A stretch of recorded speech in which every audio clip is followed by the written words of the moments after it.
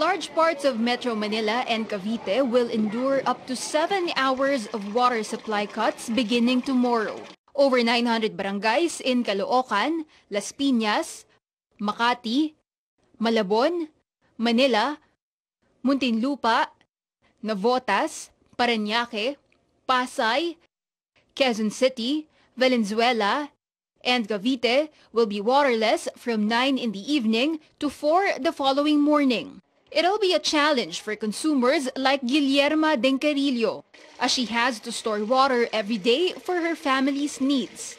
She will also pay higher water bills beginning next month. Talagang mahirap. Di baling walang kuryente, wag ng tubig.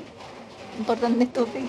The situation is becoming unbearable for consumers like her, and officials say the worst is yet to come.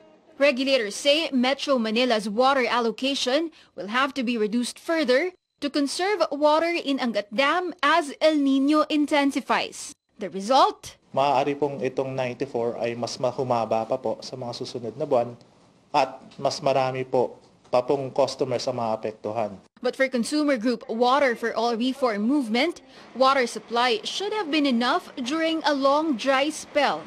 The group claims concessionaires have been charging consumers since 2008 for infrastructure projects that were supposed to cushion the impact of possible water shortages. Malinaw po na dapat wala po tayo sa estado na ito at hindi po dapat maghirap ang ating mga kababayan, lalong-lalo na ang ating mga water consumers, sa usapin ng pagtitipid sa tubig. Havelianes says tariff proceeds for the supposed projects have reached 40 billion pesos, but until now, construction has yet to begin.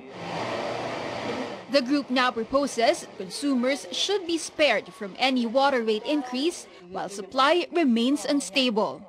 Christine de Guzman, CNN Philippines.